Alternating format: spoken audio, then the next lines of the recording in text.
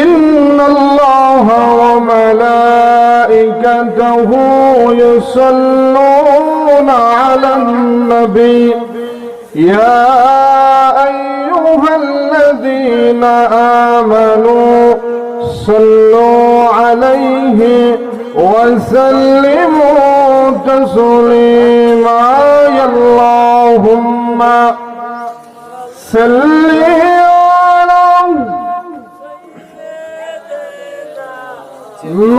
مولانا محمد وعلى آله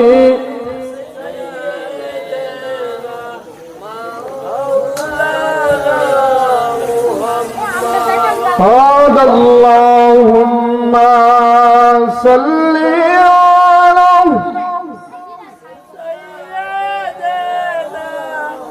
مولانا محمد وعلى آله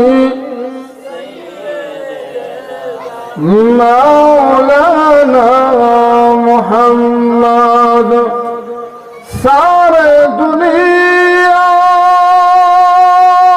ہے مجھے تو دکھا دیا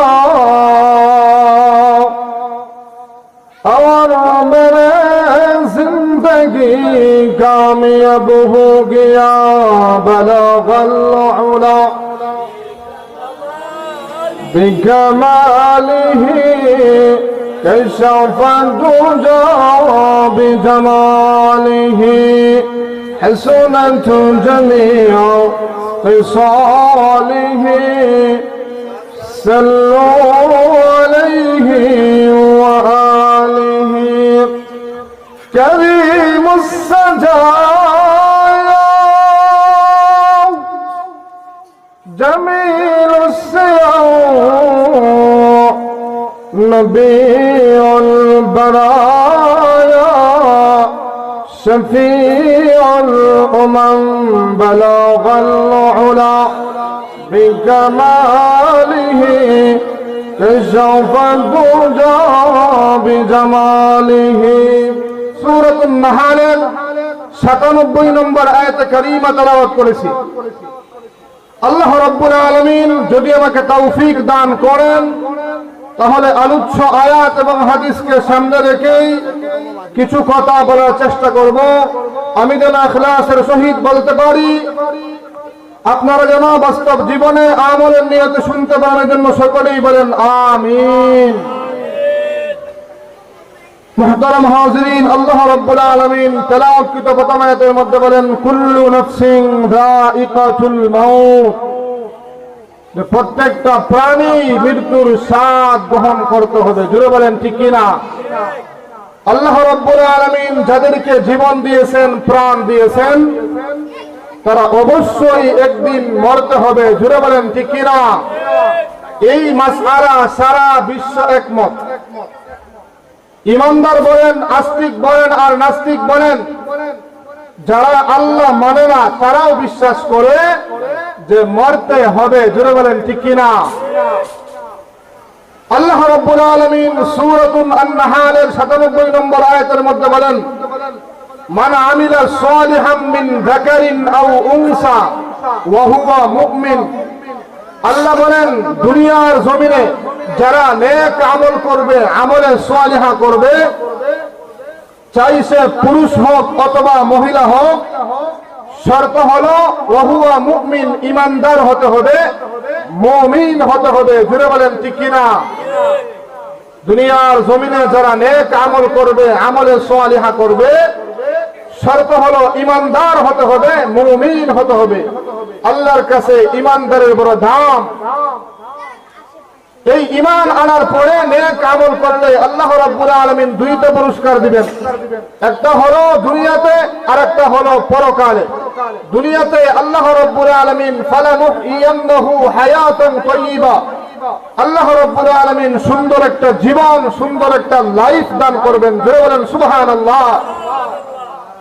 এবং পরকালে ওয়ালানাজিয়ান্নাহুম আজরাহুম বিআহসানি মা কানু ইয়ামালুন, এই বান্দার আমলের প্রতিদানে আল্লাহ জান্নাতের মালিক বানিয়ে দিবেন। জোরে বলেন সুবহানাল্লাহ। তাহলে ইমানদার নারী এবং পুরুষ নেক আমল করলে পুরস্কার কয়টা দিবে? দুইটা, একটা হলো দুনিয়াতে আর একটা হলো পরকালে। এই জন্য মুহতারাম হাজিরিন, রাসূল করিম সাল্লাল্লাহু আলাইহি ওয়াসাল্লাম মক্কার 13 বছর জীবনে নবী এবং নবীর সাহাবায়ে কেরামরা এই ঈমান এবং কালিমার দাওয়াত দিতে গিয়ে একতরফা ভাবে নির্যাতনের শিকার হয়েছেন। জুড়ে বলেন ঠিক কিনা? সাহাবায়ে কেরামরা ঈমান গ্রহণ করার কারণে, ঈমানের দাওয়াত দেওয়ার কারণে তারা নির্যাতনের স্টিম রোলার চালানো হয়েছে, কোন সাহাবীকে রক্তাক্ত করা হয়েছে, ছুরিতে চালানো হয়েছে, সাহাবীকে ফাঁসির কাস্টে ঝোলানো হয়েছে, তারপরেও ঈমান ছাড়েন নাই। জুড়ে বলেন ঠিক কিনা? দেখেন, নবীর একজন সাহাবী যার নাম ছিল আব্দুল উজ্জা, এই সাহাবী যখন ইসলাম ধর্ম গ্রহণ করলো, করার পরে এই সাহাবীর নাম রাখলেন আল্লাহর রাসূল আব্দুল্লাহ। এই সাহাবী ইসলাম ধর্ম গ্রহণ করার পরে সাহাবীকে এইভাবে নির্যাতন করা হইতেছে, প্রতিদিন চাবুক দ্বারা আঘাত করা হয়, রক্তাক্ত করা হয়। একটা পর্যায়ে বলা হলো, ও আব্দুল্লাহ, হয়তো মুহাম্মদের দরবার ছাড়তে হবে, আর না হয় আমাদের বাড়ি ছাড়তে হবে। সাহাবী তাদেরকে জানিয়ে দিল, প্রয়োজনে তোমাদের বাড়ি কেন, তামাম মক্কা নগরী ছেড়ে দিব, তারপরেও আল্লাহর নবীর দরবার একটা সেকেন্ডের জন্য ছাড়বো না। জোরে বলেন সুবহানাল্লাহ। এই ছিল সাহাবায়ে কেরামদের ঈমান। আমার পরিবার, আল্লাহর নবী বিশ্ব নবী রাহমাতুল লিল আলামিন গভীর রজনীতে হুজরা শরীফ থেকে নবীজি বের হলেন। এমন সময় দেখেন একজন লোক দরজার সামনে দাঁড়িয়ে আছে, বাঁকা হয়ে দাঁড়িয়ে আছে, লজ্জাস্থানটা কোন সুর দেখে। নবীজি বলেন, কে তুমি? কে তোমার পরিচয়? অন্ধকার রজনীতে কিন্তু মানুষ চেনা যায় না। জুড়ে বলেন ঠিক কিনা? ওই সাহাবী বলে, ইয়া রাসূলুল্লাহ, ইয়া হাবিবাল্লাহ, নবীজি আপনি কি আমাকে চিনতে পারেন না? নবীজি বলেন, না না, আমি তোমাকে চিনতে পারি নাই। ওই সাহাবী বলে, ইয়া রাসূলুল্লাহ, ইয়া হাবিবাল্লাহ, নবীজি কিছুদিন পূর্বে আমি ইসলাম ধর্ম গ্রহণ করেছি, আমার নাম ছিল আব্দুল উজ্জা, আপনি আমার নামটা পরিবর্তন করে রেখেছেন আব্দুল্লাহ, আমি আপনার সেই আব্দুল্লাহ। আল্লাহর নবী বিশ্ব নবী রাহমাতুল লিল আলামিন বলেন, হ্যাঁ আব্দুল্লাহ, আমার আব্দুল্লাহর কেন এই অবস্থা? আমার আব্দুল্লাহ তো ধনী ফ্যামিলির লোক ছিল, সম্ভ্রান্ত পরিবারের লোক ছিল, প্রতিদিন কাপড় পরিধান করে আসতো, আজকে কেন আমার আব্দুল্লাহর এই অবস্থা? নবীজির সাহাবী আব্দুল্লাহ রাদিয়াল্লাহু তাআলা আনহু বলে, ইয়া রাসূলুল্লাহ, ইয়া হাবিবাল্লাহ, ও নবীজি ইসলাম ধর্ম গ্রহণ করার কারণে, ঈমান গ্রহণ করার কারণে, আপনার দরবারে আসা যাওয়া করার কারণে আমার গোষ্ঠীর লোকেরা বলে, আব্দুল্লাহ হয়তো মুহাম্মদের দরবার ছাড়তে হবে, আর না হয় আমাদের বাড়ি ছাড়তে হবে। আমার নবীজি আমি তাদেরকে জানিয়ে দিলাম, হে আমার গোষ্ঠীর লোকেরা, বরং করে শুনো, প্রয়োজনে তোমাদের বাড়ি কেন, প্রয়োজনে তামাম মক্কা নগরী ছেড়ে দিব, তারপরেও আল্লাহর হাবিবের দরবার একটা সেকেন্ডের জন্য ছাড়বো না। জোরে বলেন সুবহানাল্লাহ। আব্দুল্লাহ রাদিয়াল্লাহু তাআলা আনহু বলে, ও নবীজি আমি যখন বাড়ি থেকে বেরিয়ে আসি, এমন সময় আমার চাচা বলে, আব্দুল্লাহ দাঁড়াও, কোথায় যাও? বলে বাড়ি থেকে চলে যায়। এমন সময় বলে, তোমার পরনে যে কাপড় চোপড় গুলো, এগুলো কার? বলে এগুলো তোমাদের, তাহলে এগুলো খুলে দাও। নবীজি আমার পাঞ্জাবি খুলে ফেললো, আমার গেঞ্জিটা খুলে ফেললো, শেষ পর্যায়ে আমার পায়জামাটাও খুলে ফেললো, আমি উলঙ্গ হয়ে গেলাম। তাদের উদ্দেশ্য হলো উলঙ্গ হয়ে গেলে লজ্জা শরমের ভয়ে মনে হয় আপনার দরবারে আসবো না। নবীজি আমি তাদেরকে জানিয়ে দিলাম, ইজ্জত হারা হতে পারি, সম্মান হারা হতে পারি, তথাপি ঈমান হারা হতে পারবো না। জুড়ে বলেন সুবহানাল্লাহ। ইয়া রাসূলুল্লাহ, ইয়া হাবিবাল্লাহ, আমি আমার মাকে গিয়ে বললাম, মাগো দাও না একটা পুরাতন কাপড়ের টুকরা দাও। আমার মার কাছ থেকে একটা পুরাতন কাপড়ের টুকরা নিয়ে আমি বিশ্ব নবীজির দরবারে রওনা হয়ে গেলাম। হুজুর শরীফের সামনে আমি দাঁড়িয়ে অপেক্ষা করতেছি কোন সময় আল্লাহ নবী বিশ্ব নবী রাহমাতুল লিল আলামিন বের হবে। ও নবীজি যদি আমি একটাবার আপনাকে দেখতে পারি তাহলে আমি আমার জীবনের সব দুঃখ বেদনা ভুলে যাব। জুড়ে বলেন সুবহানাল্লাহ। আল্লাহর নবী বিশ্ব নবী রাহমাতুল লিল আলামিন আব্দুল্লাহর সেই করুণ কাহিনী শুনে নবীজির চোখ হতে জোর জোর করে পানি বের হইতেছে। আমার পরিবার আল্লাহর নবী বিশ্ব নবী রাহমাতুল লিল আলামিন বলেন, হে আব্দুল্লাহ আমার ঘরের ভিতরে আয়। এবার নবীজির ব্যবহারের দুইটা জুব্বা দিয়ে দিলেন। নবীজির ব্যবহারের দুইটা জুব্বার দাম আসেনি। তারপর থেকে আব্দুল্লাহ নাম হয়ে গেল আব্দুল্লাহ সুবহানাতাইন। জুড়ে বলেন সুবহানাল্লাহ। হ্যাঁ মুসলমান ইমানদার ভাই, ভালো করে শোনো, ভালো করে বুঝো গো। আল্লাহর নবী বলে, আব্দুল্লাহ বল তুই আমার কাছে কি চাস? আব্দুল্লাহ রাদিয়াল্লাহু তাআলা আনহু বলে, ও নবীজি দুনিয়ার কোন চাওয়া পাওয়া আমার নাই। আমি আপনার জবান থেকে শুনেছি যারা শাহাদাত বরণ করবে কবরের জগতে মুনকার নাকির তাদেরকে প্রশ্ন করবে না। যারা শাহাদাত বরণ করবে কিয়ামতের কঠিন ময়দানে বিনা হিসাবে তারা জান্নাতের মধ্যে চলে যাবে। আব্দুল্লাহ রাদিয়াল্লাহু তাআলা আনহু বলে, ইয়া রাসূলুল্লাহ ইয়া হাবিবাল্লাহ, ও নবীজি আপনি আমার জন্য শাহাদাতের মরণ কামনা করুন। বিশ্বনবী রাহমাতুল লিল আলামিন দুইটা হাত তুলে দোয়া করতেছেন। নবীজির জবান থেকে দোয়া হোক বদদোয়া হোক বের হতে দেরি হয়, আল্লাহ একটা সেকেন্ডও দেরি করে না কবুল করতে। জুড়ে বলেন ঠিক কিনা? নবীজির জবান থেকে দোয়া হোক বদদোয়া হোক বের হতে দেরি হয়, কিন্তু কবুল হতে একটা সেকেন্ডও দেরি হয় না। জুড়ে বলেন ঠিক নেই?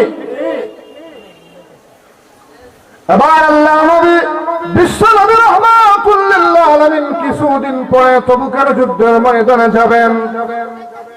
এমন সময় আব্দুল্লাহ রাদিয়াল্লাহু তাআলা আনহুকে সঙ্গে নিলেন। রোম সম্রাট মদিনায় আক্রমণ করবে। নবীজি সাহাবায়ে কেরামদেরকে নিয়ে এই যুদ্ধে তবুকের যুদ্ধের ময়দানে রওনা হয়ে গেলেন। দুঃখের বিষয় হলো যুদ্ধটা হলো না, প্রতিমধ্যে ফিরে আসতেছেন। রাস্তার মধ্যে আব্দুল্লাহ রাদিয়াল্লাহু তাআলা আনহু অসুস্থ হয়ে গেলেন। নবীজি এক হাদিসের মধ্যে বলেছেন, যারা আল্লাহর রাস্তায় গিয়ে মারা যায় তাদেরকে আল্লাহ শাহাদাতের মর্যাদা দান করেন। জুড়ে বলেন ঠিক কিনা? নবীজির সাহাবী আব্দুল্লাহ রাদিয়াল্লাহু তাআলা আনহু ইন্তিকাল করলো, মারা গেল। নবীজি কাফন দাফনের ব্যবস্থা করলো। এবার সাহাবায়ে কেরামরা লাশ নিয়ে সামনের দিকে যায়, নবীজি পিছনে পিছনে যায়। কবরের পর যাওয়ার পরে আল্লাহর নবী বিশ্ব নবী রাহমাতুল লিল আলামিন বলেন, ও সাহাবীরা কেউ নামবে না, আব্দুল্লাহর কবরে কেউ নামবে না। নবীজি নিজে আব্দুল্লাহর কবরে নেমে দুইটা হাত এইভাবে দিলেন। নবীজি বলে, ও সাহাবীরা দাও আব্দুল্লাহর লাশটা আমার হাতের মধ্যে দাও। দুই মাত্র আব্দুল্লাহর লাশটা হাতের মধ্যে দাও হলো। আল্লাহর নবী বিশ্ব নবী রাহমাতুল লিল আলামিন লাশটা এইভাবে ধরে বলে, আল্লাহ আমি আব্দুল্লাহর প্রতি খুশি, তুমিও খুশি হয়ে যাও। জোরে বলেন সুবহানাল্লাহ। নবীজি বলেন, হ্যাঁ প্রভু আমি আব্দুল্লাহর প্রতি খুশি, তুমিও খুশি হয়ে যাও। এই লাশটা আমার কোল থেকে তোমার কোলে স্থানান্তরিত করলাম। আব্দুল্লাহর সাথে তুমি ভালো ব্যবহার করিও। বিশ্বনবী রাহমাতুল লিল আলামিন যেই মাত্র এই দোয়া করতেছেন, সাহাবায়ে কেরামরা মাটিতে পড়ে কইরা কান্না শুরু করে দিলেন। বিশেষ করে সাদ ইবনে আবি ওয়াক্কাস রাদিয়াল্লাহু তাআলা আনহু বলে, আব্দুল্লাহ রে তোর ভাগ্য কত ভালো, যেখানে আল্লাহ নবী বলতেছেন আল্লাহ আমি খুশি, তুমি খুশি হয়ে যাও। আব্দুল্লাহ এই লাশটা যদি তোর না হয় আমি সাদ ইবনে আবি ওয়াক্কাসের হতো, তাহলে আমার জীবনটা ধন্য হয়ে যেত। জুড়ে বলেন সুবহানাল্লাহ। সেইখানে আল্লাহর নবী নিজে দোয়া করতেছেন, আল্লাহ আমি আব্দুল্লাহর প্রতি খুশি, তুমিও খুশি হয়ে যায়। তাহলে সাহাবায়ে কেরামরা ঈমানের জন্য স্ত্রী সন্তান বাড়িঘর সব ছাড়তে রাজি, মাগার ঈমান ছাড়তে রাজি না। জোরে বলেন ঠিক কিনা? ঈমানের বড় দাম। এই জন্য নবীজি বলেন, যার ঈমান ঠিক তার সব ঠিক, যার ঈমানের মধ্যে ভেজাল তার সব কিছুর মধ্যে ভেজাল। জোরে বলেন ঠিক কিনা? এই জন্য ভাই ঈমানের বড় দাম। এই জন্য নবীর সাহাবায়ে কেরামরা আবু বকর সিদ্দিক রাদিয়াল্লাহু তাআলা আনহু যখন রাস্তা দিয়ে হাঁটতেন, গাছের পাতা দেখে আবু বকর আফসোস করতেন আর বলতেন, হে গাছের পাতা, তোমার ভাগ্য কত ভালো, তোমাকে গরু ছাগলে খেয়ে ফেলবে, তোমার কোনো হিসাব হবে না, কিন্তু আমি আবু বকরের কিয়ামতের দিন হিসাব দিতে হবে। আমার পরে নবীর সাহাবী হযরত আলী রাদিয়াল্লাহু তাআলা আনহু যখনই কোন কবরের পাশ দিয়ে যাইত, হযরত আলী রাদিয়াল্লাহু তাআলা আনহু হাওমাও করে কান্না শুরু করে দিত। সাহাবায়ে কেরামরা জিজ্ঞাসা করে, হ্যাঁ ভাই আলী, তোমার সামনে যখন জান্নাতের বয়ান করা হয়, জাহান্নামের বয়ান করা হয়, তুমি তো চোখের পানি চাও না, কবরের পার আসলে তোমার কি হয়ে যায়? হযরত আলী রাদিয়াল্লাহু তাআলা আনহু বলে, ও সাহাবীরা, তোমরা জানো না কবর হলো প্রথম গাড়ি, এই কবরে যদি আটকা পড়ে যায় তাহলে এই কবর থেকেই শাস্তি শুরু হয়ে যাব। এই চিন্তা করে আমি আলী আর ঠিক থাকতে পারি না। জোরে বলেন ঠিক কিনা? নবীর সাহাবীরা জান্নাতের সার্টিফিকেট পাওয়ার পরেও দেখা যায় কবরের ভয়ে, জাহান্নামের ভয়ে সারা রাত ঘুমাইতে পারে নাই। জোরে বলেন ঠিক কিনা? শুধু নবীর সাহাবীরা তা না, মহিলা সাহাবীরাও কবরের ভয়ে, জাহান্নামের ভয়ে ঠিকমতো ঘুমাইতে পারে নাই। নবীর বিবি হযরত আম্মা জান খাদিজাতুল কুবরা রাদিয়াল্লাহু তাআলা আনহা, যিনি ইসলামের জন্য, দ্বীনের জন্য সবচাইতে বেশি কুরবানি করেছেন। জোরে বলেন ঠিক কিনা? তখনকার সময়ে, তদানীন্তন সময়ে সম্ভ্রান্ত একজন মহিলা ছিলেন। এই ইসলাম ধর্ম গ্রহণ করার কারণে সব কিছু আল্লাহর রাস্তায় বিলিয়ে দিয়েছেন, সব কিছু শেষ করে দিয়েছেন। জোরে বলেন ঠিক কিনা? আমার পরিবার, আল্লাহর নবী বিশ্ব নবী রাহমাতুল লিল আলামিনের স্ত্রী আম্মা জান হযরত খাদিজাতুল কুবরা রাদিয়াল্লাহু তাআলা আনহা যখন আল্লাহর নবী বিশ্ব নবী রাহমাতুল লিল আলামিনের সাথে বিবাহ হলো,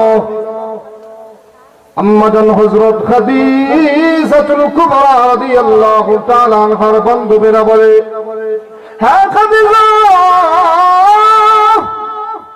তুমি কত ভাগ্যবান গো, এই মক্কাতে তোমার কোনো টাকা পয়সার অভাব নাই, তোমার কোনো সম্পত্তির অভাব নাই, কিন্তু খাদিজা, তুমি এমন একটা ছেলেকে বিবাহ করলা, যেই ছেলেটার বাড়ি নাই, যেই ছেলেটার ঘর নাই, যেই ছেলেটার টাকা পয়সা নাই, যেই ছেলেটার বাবাও নাই, মাও নাই। হ্যাঁ মুমিন মুসলমান ইমানদার ভাই, ভালো করে শোনো, ভালো করে বুঝো, আমাদের নবীর বাবা দুনিয়াতে আসার আগেই বিদায় হয়ে চলে গিয়েছেন। জুড়ে বলেন ঠিক কিনা? দুনিয়াতে আসার পরে মা দুনিয়ার জমিন থেকে বিদায় হয়ে চলে গিয়েছেন, দাদা ছিল, দাদাও দুনিয়ার জমিন থেকে বিদায় হয়ে চলে গিয়েছেন। এই জন্য আম্মা জান হযরত খাদিজাতুল কুবরা রাদিয়াল্লাহু তাআলা আনহার বান্ধবীরা বলে, হ্যাঁ খাদিজা,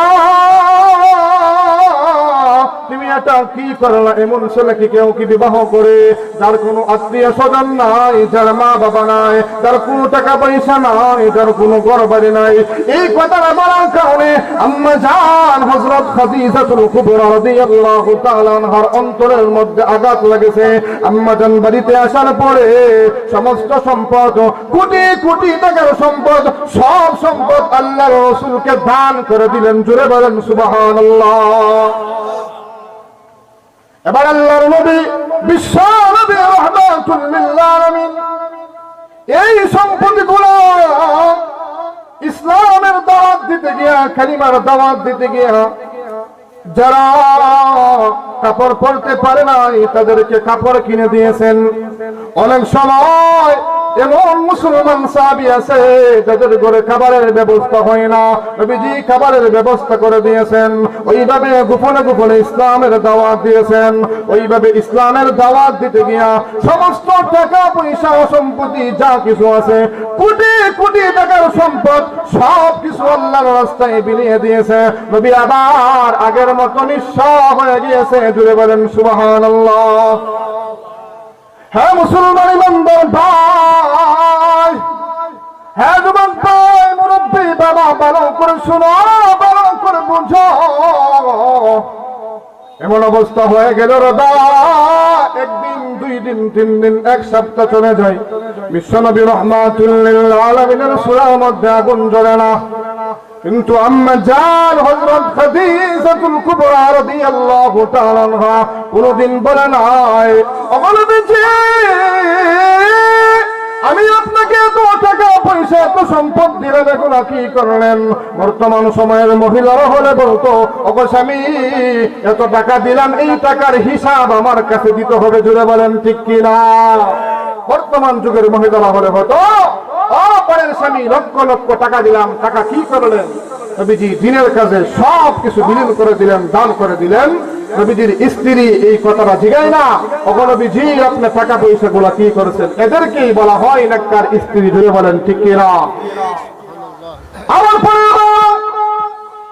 আল্লাহর নবী বিশ্ব নবী রাহমাতুল লিল আলামিনের স্ত্রী আম্মা জান হযরত খাদিজাতুল কুবরা রাদিয়াল্লাহু তাআলা আনহা এই ইসলামের জন্য সব কিছু বিলীন করে দিয়েছেন। আম্মা জান হযরত খাদিজাতুল কুবরা রাদিয়াল্লাহু তাআলা আনহা আল্লাহর নবী হেরা গুহায় ধ্যানে মগ্ন থাকতেন, নবীজির জন্য খাবার নিয়ে যাইতেন। শুধু তাই না, এইভাবে আল্লাহর নবী ইসলামের প্রথম পর্যায়ে দ্বীনের দাওয়াত দিতে পারেন নাই, প্রকাশ্যে দ্বীনের বেলায় দাওয়াত দিতে পারেন নাই। নবীজি রাত্রে বেলায় গোপনে গোপনে কালিমার দাওয়াত দিতেন। কখনো নবীজি 12টা, কখনো 2টা, 3টা বেজে যায়। নবীজি যে ইমারত ঘরের মধ্যে আসে, একটা দরজার মধ্যে নক করেন, নক করতে দেরি হয়েছে, সঙ্গে সঙ্গে দরজা খুলতে দেরি করে না। জুড়ে বলেন সুবহানাল্লাহ। আল্লাহ নবী বিশ্ব নবী রাহমাতুল লিল আলামিন বলেন, হ্যাঁ খাদিজা তুমি কি ঘুমাও নাই? হযরত খাদিজাতুল কুবরা রাদিয়াল্লাহু তাআলা আনহা বলেন, ওগো নবীজি আপনি যখন দ্বীনের দাওয়াত নিয়ে বেরিয়ে যান তখন আমি আর ঘুমাই না, আমি একটা সেকেন্ডের জন্য ফিরতে আগাই না। কেন গো নবী জানেননি? আমি যদি ঘুমিয়ে যাই কিয়ামতের কঠিন ময়দানে আল্লাহ যদি বলে, হ্যাঁ খাদিজা আমার বন্ধু দ্বীনের দাওয়াত নিয়ে এত কষ্ট করলো, তুমি আরামে ঘুমাইছো, আমি কি বলবো? এই জন্য নবীজি আমি কানটা লাগিয়ে দাঁড়িয়ে থাকি, কোন সময় আপনি আসবেন সঙ্গে সঙ্গে আমি দরজাটা খুলে দিতে পারি। জুড়ে বলেন সুবহানাল্লাহ।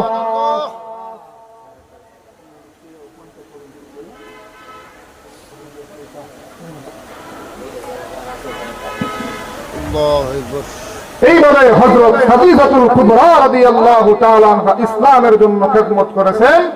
এই খেদমত সন্তুষ্ট হয়ে স্বয়ং আল্লাহ খাদিজাকে সালাম দিয়েছেন। জুড়ে বলেন সুবহানাল্লাহ। আমার পরিবার আল্লাহ রাব্বুল আলামিন জিবরাইল আলাইহিস সালামকে পাঠিয়ে দিলেন, হ্যাঁ জিবরাইল জলদি করে যাও, আমার বন্ধু দরবারে গিয়া বলো আল্লাহ খাদিজার প্রতি খুশি হইয়া এই মুহূর্তে মহান আল্লাহ খাদিজাকে সালাম দিয়েছেন। জুড়ে বলেন সুবহানাল্লাহ। এই সালাম দেওয়ার পরেও আম্মা জান হযরত খাদিজাতুল কুবরা রাদিয়াল্লাহু তাআলা আনহা কবরের ভয়ে, জাহান্নামের ভয়ে ঠিকমতো ঘুমাইতে পারতেন না। জুড়ে বলেন ঠিক কিনা? আল্লাহর নবী বিশ্ব নবী রাহমাতুল লিল আলামিন মেরাজ থেকে আসার পরে নবীজি বর্ণনা করতেছেন, আমার পরমা আল্লাহর নবী বিশ্ব নবী রাহমাতুল লিল আলামিন মেরাজের রজনীতে জান্নাত ভ্রমণ করেছেন, জাহান্নাম ভ্রমণ করেছেন। জাহান্নামের মধ্যে যাওয়ার পরে দেখতেছেন অসংখ্য অগণিত মহিলারা জাহান্নামের আগুনের মধ্যে পোড়া হইতেছে। নবীজি জিবরাইলকে বলেন, হ্যাঁ ভাই জিবরাইল, কেন গো মহিলাদেরকে জাহান্নামের মধ্যে পোড়া হইতেছে? জিবরাইল বলে, গো নবীজি তেমন কোন কারণ না, দুইটা কারণে। এক নম্বর হলো যে সমস্ত মহিলারা দুনিয়ার জমিনে নামাজ পড়তো না, দুই নম্বর হলো স্বামীর খেদমত করতো না, এবং যারা পর্দায় থাকতো না, বেপরদাবিহীন চলাফেরা করতো, এই কারণে মহিলাদেরকে জাহান্নামের আগুনের মধ্যে পোড়া হইতেছে। জোরে বলেন নাউজুবিল্লাহ। হ্যাঁ মুসলমান ইমানদার ভাই, আল্লাহর নবী বিশ্ব নবী রাহমাতুল লিল আলামিন বলেন, হ্যাঁ খাদিজা শুনো, তুমি জাহান্নামের আগুন থেকে বাঁচো, কারণ আমি দেখেছি জাহান্নামের মধ্যে মহিলাদেরকে বেশি পোড়া হইতেছে। এই কথা শোনার পরে আম্মা জান পাগল পাড়া হয়ে গেল। হযরত খাদিজাতুল কুবরা রাদিয়াল্লাহু তাআলা আনহা মুরাকাবার মধ্যে বসে দেখলেন অসংখ্য অগণিত নারীরা জাহান্নামের আগুনের মধ্যে জ্বলতেছে। এই দৃশ্য দেখে আম্মা জান হযরত খাদিজাতুল কুবরা রাদিয়াল্লাহু তাআলা আনহা কান্না শুরু করে দিলেন, পেরেশান হয়ে গেলেন। আল্লাহর নবী বিশ্ব নবী রাহমাতুল লিল আলামিন আম্মা জান হযরত খাদিজাতুল কুবরা রাদিয়াল্লাহু তাআলা আনহাকে অনেক মহব্বত করতেন, ভালোবাসতেন। নবীজি ঘরের ভিতরে আসলেন, আসার পরে বলতেছেন, হ খাদিজা তোমার কি হলো? আম্মা জান হযরত খাদিজাতুল কুবরা রাদিয়াল্লাহু তাআলা আনহা বলেন, ওগো নবীজি আমি যে কবরে যাব, কি নিয়ে যাব? আমার তো কোনো সামান নাই, অথচ আল্লাহ খাদিজাকে সালাম দিয়েছেন এবং জান্নাতের সার্টিফিকেট পেয়েছেন। জোরে বলেন সুবহানাল্লাহ।